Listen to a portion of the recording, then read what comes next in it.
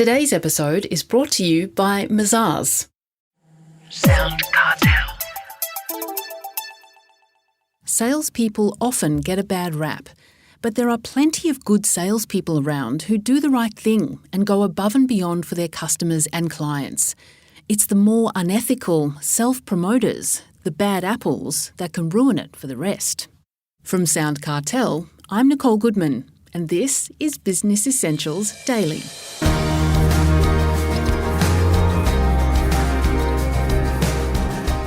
More often than not, good news doesn't make the news, and certainly not the good deeds done by salespeople.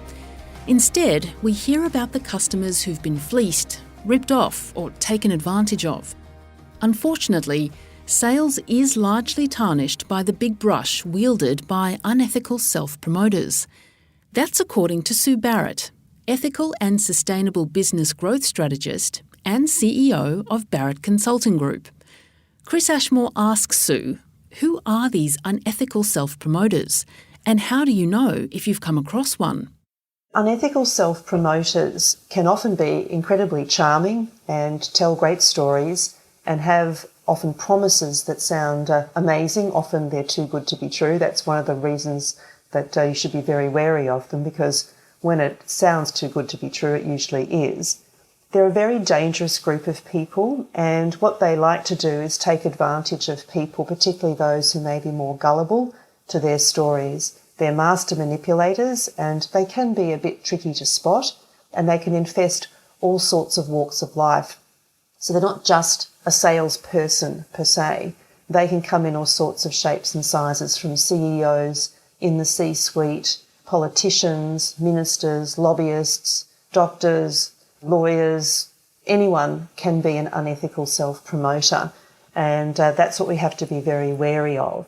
And unfortunately, their numbers are actually rising in companies, public institutions, states and countries. They also can be seen running quasi-religious congregations. They can be in the influencer communities, as well as self-help, wellness, new age groups. And what they're trying to do is to trick people to give up their time and hard-earned money for nothing more than hype, spin, unrealistic promises, and in some cases dangerous health advice. In fact, cults couldn't exist if it weren't for unethical self-promoters looking for gullible followers.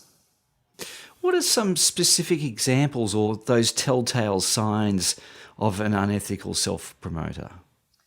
How we can spot them, they'll usually be a compulsive name dropper. What will happen is that they tend to be inappropriately calm and poised when caught in a lie. If they are caught in a lie, they usually explain it away as a harmless misunderstanding.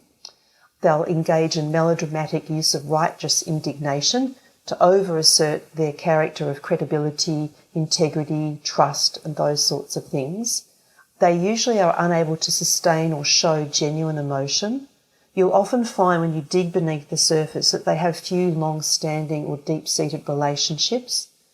You'll hear them also use bizarre reasoning and self-delusion to justify their unethical behaviours. They lie all the time. So they often have concealed history of legal problems and financial misunderstandings. They talk long-term but then think and act short-term. And they use verbal ambiguity as a manipulative technique. This is what I'm saying about their messages. So they sound plausible, but they're not plausible at all. And also too, they can become quite threatening if backed into a corner, and they use a technique often referred to as gaslighting.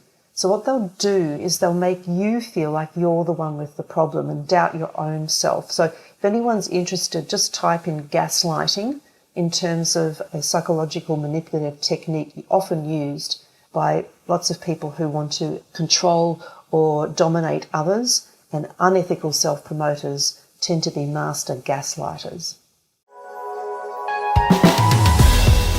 You know, Mazars has been a long-time supporter of SoundCartel, and now they're helping us bring you this podcast.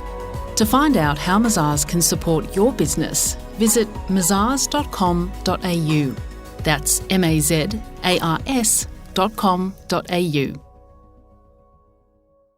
Do you have any suggestions of what people should do if they are dealing with someone who is like this? What we do first is that many of us just simply believe the lies and spin and too good to be true promises without doing our due diligence.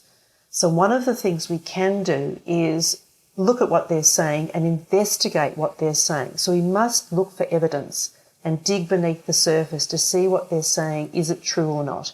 That's number one. They also tend to rely on people's fear to take action or play it safe mindset. So when we look inside organisations that may have leaders promoting certain dubious tactics, there are people out there who are too afraid to speak up and to call out these charlatans because of what might happen to them personally, professionally and financially. So they tend to play it safe, because being a whistleblower actually requires courage that many don't exercise. So instead what they do is they stay quiet or quietly leave the organisation, which is problematic too. So we have to have, whistleblower laws in place that actually allow people to be able to speak up and call out these dubious behaviours. I mean, the Banking Royal Commission exposed this on a massive scale. There are unfortunately other people who tend to be a bit amoral. So if the boss says it's okay to do these things, they'll go, okay, well, can't see any reason why I can't do it.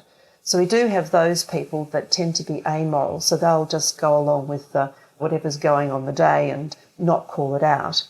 So some of the things that we can do is that we can ask lots more questions, particularly how decisions are being made, and we need to be able to look for evidence and check that what people are saying is in fact for fact, not effect.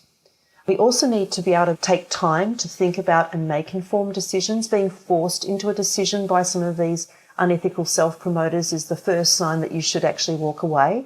If they're actually trying to press you into making a decision and you haven't got all the evidence and they're trying to charm you and wear you down, that's a very good sign that you should walk away and not make the decision, as in not make the decision to go with them. So your decision is to walk away.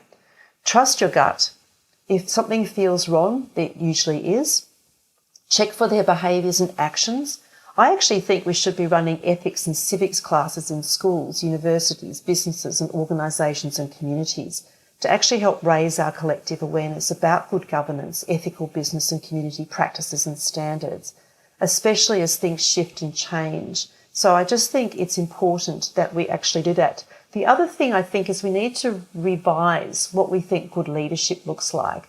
Servant leadership is in fact a very good model that we should be looking at to follow, rather than the celebrity CEO model that has sort of been part of our standard operating procedure now for the last, 15, 20 years.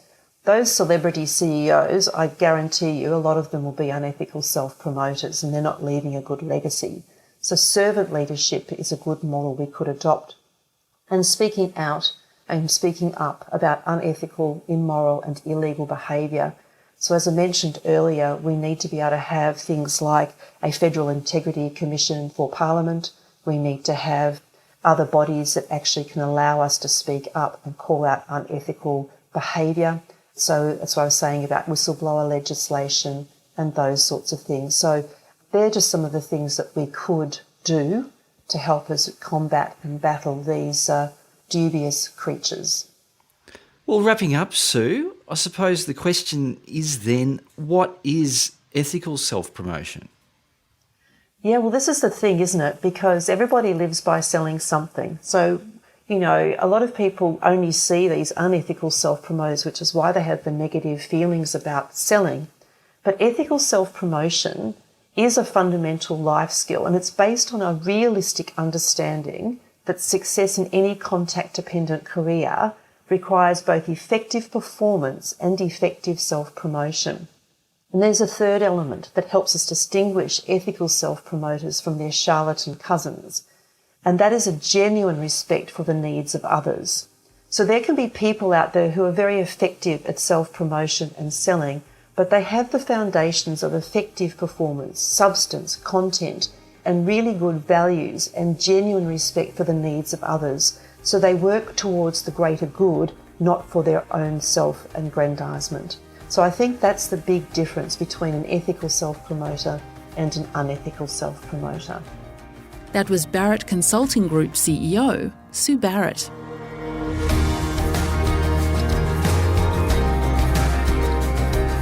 Business Essentials Daily is a SoundCartel podcast. Executive producer is Heather Dawson. Producers are Nick Schilberger, Chris Ashmore, and myself. Technical production by Pete Letts and Belinda Trimboli. I'm Nicole Goodman. Thanks for listening. We'll bring you more Be Daily next week. SoundCartel.